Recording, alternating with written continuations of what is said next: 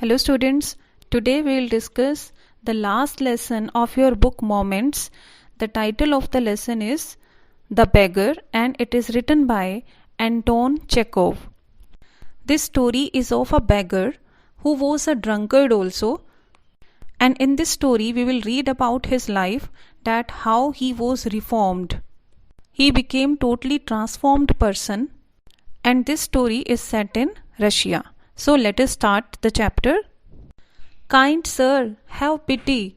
Turn your attention to a poor, hungry man.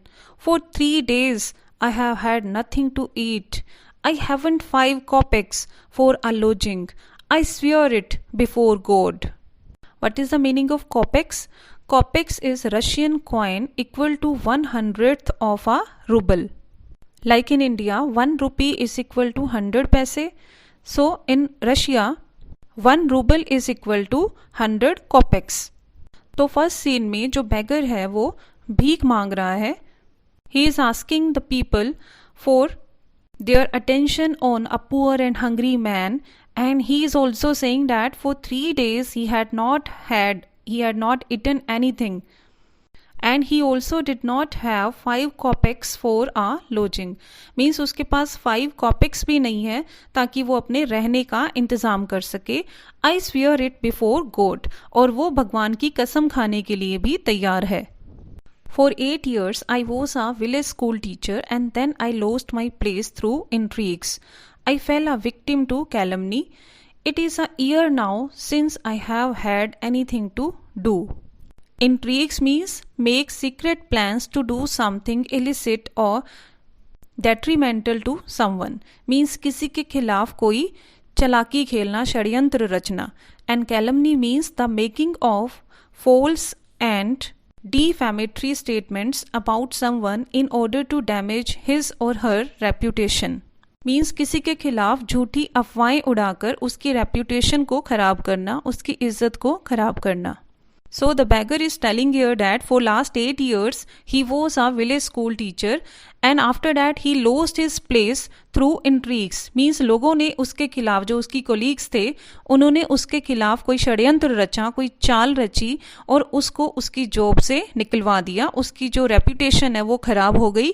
That's why he had to leave his job. And now it is a year since I have had anything to do. और पिछले 1 साल से उसके पास कोई भी काम नहीं था करने के लिए. And that's why he was begging. The advocate Sergei looked at the ragged, fawn-colored overcoat of the suppliant, at his dull, drunken eyes, at the red spot on either cheek, and it seemed to him as if he had seen this man somewhere before. Now the man to whom the beggar was requesting to beg, that was Sergei, and he was an advocate. And he looked at the ragged. Ragged means the person who is wearing torn clothes, जिसके कपड़े फटे हुए थे. Fawn colored. Fawn means you can say light brown colored. Overcoat of the suppliant. Suppliant means a person making a humble plea to someone in power or authority. Now the advocate Sergei looked at that beggar very minutely, at his ragged clothes, his fawn-colored overcoat, and his dull and drunken eyes. It seemed to Sergei that he has drunk. He was a drunkard. And also at the red spot on the either cheek. It shows the weakness in any person. And when the advocate looked at the man very carefully, then it seemed to him as if he had seen this man somewhere before. तो advocate को ऐसा लगा जब उसने ध्यान से bagger को देखा कि मैंने इस बैगर को पहले भी कहीं देखा है. He tried to recognize the beggar. I have now had an offer of a position in the province of Kaluga, the mendicant went on, but I haven't the money to get there. Help me kindly. I am ashamed to ask, but I am obliged to by circumstances. Here mendicant means beggar and obliged to means compelled or forced. Now the beggar requested the advocate to give him some money to go to Kaluga. Kaluga is a place in Russia. He wanted to reach that place क्योंकि उसको वहाँ पर एक job offer हुआ है, तो उसको कालूगा पहुँचना था उस जॉब को ज्वाइन करने के लिए. बट उस बैगर के पास इतने पैसे नहीं थे कि वहाँ जाने के लिए उसके पास किराया हो सके, फेयर नहीं था उसके पास. The beggar also said that he was ashamed to ask, कि उसको पैसे मांगते हुए शर्म आ रही थी, उसको भीख मांगते हुए अच्छा नहीं लग रहा था, लेकिन वो फोर्स था, कंपेल्ड फील कर रहा था भीख मांगने के लिए, अपने हालात के आगे मजबूर था, इसलिए वो बेगिंग कर रहा था ताकि वो अपनी कालूगा में जाकर अपनी जॉब को ज्वाइन कर सके.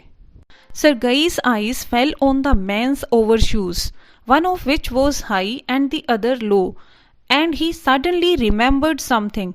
Look here, it seems to me I met you the day before yesterday in Sadovia Street, he said. But you told me then that you were a student who had been killed and not a village school teacher. Do you remember? The advocate was trying to recall कि उसने उस आदमी को पहले कहाँ देखा है. Then he noticed the shoes of that beggar. One was high and one was low. Then suddenly the advocate remembered something, that he met that man day before yesterday in Sadovia Street. And at that time the beggar told him that he was a student and he had been expelled from the school. And now he was telling the advocate that he was a school teacher. There was a difference between these two stories told by one common man, the beggar. No, that can't be so, mumbled the beggar, taken aback. I am a village school teacher, and if you like, I can show you my papers. Now the beggar was amazed. तो उसने डर के बोला कि नहीं, ऐसा नहीं है, मैं एक विलेज स्कूल टीचर ही हूँ, and if you like I can show you my papers, कि अगर एडवोकेट चाहे तो उसके पेपर्स भी चेक कर सकता है कि वो एक स्कूल टीचर ही था. Have done with lying, you called yourself a student and even told me what you had been expelled for. Don't you remember? Sergei flushed and turned from the ragged creature with an expression of disgust. अब Sergei गुस्से से लाल हो गया था. Flushed means to become red with anger. और उसने गुस्से से बोला कि तुम झूठ बोल रहे हो कि earlier you told me that you were a student, okay, and you had been expelled from the school. Don't you remember? क्या तुम्हें याद नहीं है? अब सरगई को इतना गुस्सा आया उस बैगर पे कि उसने उससे मुंह फेर लिया. एक्सप्रेशन ऑफ डिस्गस्ट क्या होता है? A feeling of strong disapproval aroused by something unpleasant और offensive. This is dishonesty, my dear sir, he cried angrily. This is swindling. I shall send the police for you. Damn you. Swindling means cheating a person of money. And damn you means to curse someone. अब Sergei गुस्से से चिल्लाता है कि ये तो dishonesty है. And this is swindling. And Sergei was ready to call the police for him. Sir, he said, laying his hand on his heart, the fact is, I was lying. I am neither a student nor a school teacher. All that was fiction. Formerly, I sang in a Russian choir and was sent away for drunkenness. Now the beggar was afraid. Then he told the advocate that he just put his hand on his heart. उसने अपने दिल पर अपना हाथ रखा. Then he admitted that he was lying, कि वो झूठ बोल रहा था. वो ना तो एक स्टूडेंट था, ना ही एक स्कूल टीचर था. All that was fiction. Fiction means falsehood. Then he told कि वो एक वोकलिस्ट था. वो रशियन कॉयर मीन्स एक म्यूजिकल ग्रुप, उसमें गाना गाता था और उसको वहाँ से निकाल दिया गया बिकॉज वो बहुत ज़्यादा ड्रिंक करता था. But what else can I do? I can't get along without lying. No one will give me anything when I tell the truth. What can I do? Then the beggar said कि मैं क्या कर सकता हूँ? अगर मैं झूठ नहीं बोलूँगा तो लोग मुझे पैसे नहीं देंगे. अगर मैं अपनी सच्चाई उनको बता दूंगा तो भी वो मुझे पैसे नहीं देंगे. तो पैसे पाने के लिए मुझे झूठ बोलना ही पड़ता है. What can you do? You ask. What can you do? cried Sergei, coming close to him. Work. That's what you can do. You must work. Now Sergei was full of anger, बहुत ज्यादा गुस्से से भरा हुआ था कि तुम क्या कर सकते हो, तुम काम कर सकते हो और तुम्हें काम जरूर करना चाहिए. Work, yes, I know that myself, but where can I find work. Now the beggar said कि हाँ उसे पता है कि उसे काम करना चाहिए, लेकिन उसे काम मिलेगा कहाँ. How would you like to chop wood for me. Chop means to cut. Now Sergei asked him कि क्या वो उसके लिए लकड़ियां काटने का काम करेगा, बिकॉज इन कोल्ड प्लेसेस ना people need wood to burn to make their houses warm. They used to burn wood. Then he offered the beggar to cut wood for him. I wouldn't refuse to do that. But in these days, even skilled woodcutters find themselves sitting without bread.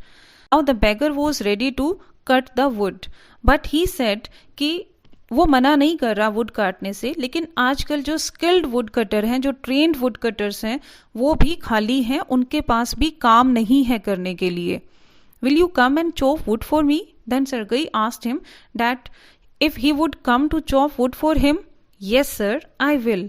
Very well, we'll soon find out. Now the beggar was ready to chop wood for him. Then Sargai asked him that they would soon find out work for him. Sargai hastened along, rubbing his hands. Hastened means walked hurriedly. Now Sargai entered his house very hurriedly. जल्दी से वो घर के अंदर गया. And he was rubbing his hands also. He called his cook out of the kitchen. Then he called the cook. The cook was cooking in the kitchen. Here, Olga, he said, take this gentleman into the woodshed and let him chop wood. तो Sergei अपने cook Olga को कहता है कि तुम इस gentleman को वुडशेड में ले जाओ और इसको वहां पर लकड़ियां काटने दो. The scarecrow of a beggar shrugged his shoulders as if in perplexity and went irresolutely after the cook. Now the here beggar is called scarecrow. Scarecrow क्या होता है? You must have seen in the fields. खेतों में आपने देखा होगा कि एक डमी, ह्यूमन डमी खड़ा कर देते हैं. वो इसलिए करते हैं ताकि जो जितनी भी फसल वहाँ पर उगी है तो बर्ड्स उसको नुकसान ना पहुँचाएं. बर्ड्स उसको देख के डर जाएं कि यहाँ पर कोई ह्यूमन बीइंग खड़ा है और वो खेतों में फसल खाने के लिए ना आए, वो फसलों को नुकसान ना पहुँचाएं. तो here the writer is comparing the beggar with scarecrow. वो उसकी शक्ल उस समय स्केयरक्रो की तरह लग रही थी. And the beggar shrugged his shoulders as if in perplexity means in confusion, the state of being puzzled or confused. तो वो बड़ा कंफ्यूज सा लग रहा था ये सुनने के बाद. And went irresolutely after the cook. irresolutely means hesitantly, hesitate करते हुए वो ओल्गा कुक के पीछे पीछे जा रहा था. Through this we come to know that the beggar was not so interested in cutting the wood. It was obvious from his gait that he had not consented to go and chop wood because he was hungry and wanted work, but simply from pride and shame and because he had been trapped by his own words. Now it was obvious from his gait. Gait means walk. जिस तरह से वो चल रहा था उससे पता लग रहा था कि वो काम करने की उसकी बिल्कुल भी इच्छा नहीं है. He had not consented to go and chop wood.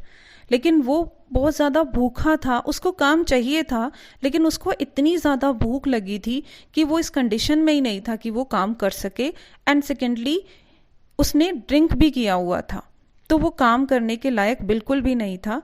लेकिन वो सिर्फ अपनी सेल्फ रिस्पेक्ट रखने के लिए, और उसको शर्म भी आ रही थी कि वो अपने ही बोले हुए शब्दों के जाल में फंस गया था. Because he had been trapped by his own words. As the first day he told the advocate that he was a student and he has been expelled from the school. And next time when he met the advocate, then he told him the another story that he was a school teacher and in any conspiracy he was out of the school. So वो अपने ही शब्दों के जाल में फंस गया था, इसलिए अनविलिंगली वो काम करने जा रहा था. Otherwise he was not willing to do work. It was obvious to that his strength had been undermined by vodka and that he was unhealthy and did not feel the slightest inclination for toil. inclination means interest and toil means hard work. Now it was obvious कि उसकी जो strength थी undermined means reduced, वो कम हो चुकी थी vodka पीने से. Vodka is an alcoholic drink, और वो बहुत ज़्यादा अनहेल्दी फील कर रहा था और उसके अंदर बिल्कुल भी इंटरेस्ट नहीं था हार्डवर्क करने का.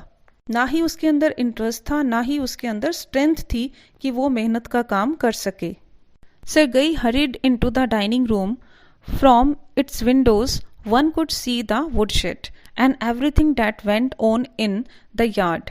Standing at the window, Sergei saw the cook and the beggar come out into the yard by the back door and make their way across the dirty snow to the shed. अब Sergei जल्दी से अपने dining room में आता है, क्योंकि dining room की window से कोई भी बाहर देख सकता था वुड शेड के जहाँ वो कुक और बैगर जा रहे थे लकड़ी काटने के लिए, तो वो विंडो से उनको देख सकता था कि पिछले यार्ड में क्या चल रहा है. And standing at the window Sergei saw the cook and the bagger come out into the yard. तो सरगई विंडो से देखता है कि वो दोनों बाहर आ जाते हैं, बैकयार्ड में आ जाते हैं बैक डोर से. And make their way across the dirty snow to the shed, और डर्टी स्नो से होते हुए वो वुड शेड में चले जाते हैं. Olga glared wrathfully at her companion, shoved him aside with her elbow, unlocked the shed, and angrily banged the door. Now, wrathfully means with hatred, and shoved him means pushed him. अब Olga जो cook थी उसने उसको बहुत नफरत से देखा, उसको घूरा बैगर को, और उसके बाद उसने पुश करके अपनी एल्बो से उस बैगर को पुश करके शेड के अंदर धक्का दे दिया और गुस्से से दरवाजे को जोर से बंद कर दिया. Next he so the pseudo teacher seat himself on a log and become lost in thought with his red cheeks resting on his fists. Pseudo teacher means false teacher. As the beggar told Sergei that he was a school teacher, तो एक false teacher था, उसने झूठ बोला था उसको, that's why he is called here pseudo teacher. तो उसने क्या किया, वो एक लोग पर लकड़ी के बड़े टुकड़े के ऊपर बैठ जाता है और अपनी सोच में डूब जाता है, अपनी हाथ को मुट्ठियों को बंद करके अपने चीक्स के ऊपर रख के और गहरी सोच में डूब जाता है. The woman flung down an axe at his feet, spat angrily, and judging from the expression of her lips began to scold him. अब ओल्गा जो कुक है वो बहुत गुस्से से उसकी तरफ एक्स को फेंकती है, उसके पैरों की तरफ, और बहुत गुस्से से थूकती है. She spat angrily and judging from the expression of her lips, उसके लिप्स के एक्सप्रेशन को देखकर सरगई को लग रहा था जैसे वो उसको डांट रही थी जोर से. The beggar irresolutely pulled a billet of wood towards him, set it up between his feet, and tapped it feebly with the axe. Irresolutely means unwillingly. अब beggar ने unwillingly एक billet means a thick piece of wood, लकड़ी के एक thick piece को pull किया अपनी तरफ, set it up between his feet, अपने पैरों के बीच में उसको set किया, and tapped it feebly means weakly, as he was very hungry at that time. तो उसके अंदर इतनी strength नहीं थी, तो बहुत कमज़ोर फील कर रहा था वो, और उसने उसको टैप करना शुरू किया अपनी कुल्हाड़ी के साथ. The billet wavered and fell down. The beggar again pulled it to him, blew on his freezing hands, and tapped it with his axe cautiously, as if afraid of hitting his overshoe or of cutting off his finger. The stick of wood again fell to the ground. अब जैसे ही bagger ने अपनी x से उसको log of wood को उसने tap किया तो वो नीचे गिर जाती है. तो बैगर अगेन इसको पुल करता है लकड़ी के थिक पीस को, ठीक है, and try to blow on his freezing hands. अब उसके हैंड्स जो थे वो ठंड की वजह से फ्रीज हो रहे थे, जम रहे थे. वो दोबारा से बहुत ध्यान से उसको हिट करता है, क्योंकि वो डर रहा था कि कहीं वो अपने ओवर शूज़ को हिट ना कर ले या अपनी फिंगर कट ना कर ले. तो वो स्टिक को बार बार हिट करने की ट्राई करता है, बट वो दोबारा से ग्राउंड पे गिर जाती है. Now there were two reasons. One, the hands of the beggar were freezing because of cold, and he was unable to chop the wood because he didn't have so much strength to cut the wood. Sergei's anger had vanished, and he now began to feel a little sorry and ashamed of himself for having set a spoiled, drunken, perhaps sick man to work at menial labor in the cold. Menial labor means an unskilled or inferior job. अब Sergei का गुस्सा लगभग गायब हो गया था, vanish हो गया था, क्योंकि अब उसको फील होना स्टार्ट हो गया था. He was feeling sorry for him, और उसको अशेम्ड भी था, उसको शर्म भी आ रही थी कि उसने एक स्पॉइल्ड और ड्रंकन पर्सन को, शायद वो सिक भी था, बीमार भी था, उसने एक अनस्किल्ड जॉब पे उस इंसान को इतनी कोल्ड में लगाया था. An hour later, Olga came in and announced that the wood had all been chopped. After 1 hour, Olga, the cook, came inside and she announced that कि wood जो है वो पूरी चॉप हो चुकी है, कट चुकी है. Good, give him half a ruble, said Sergei. तो सरगई कहता है कि अच्छी बात है, उसको हाफ रूबल दे दो. Half rouble means 50 कॉपिक्स. If he wants to, he can come back and cut wood on the first day of each month. We can always find work for him.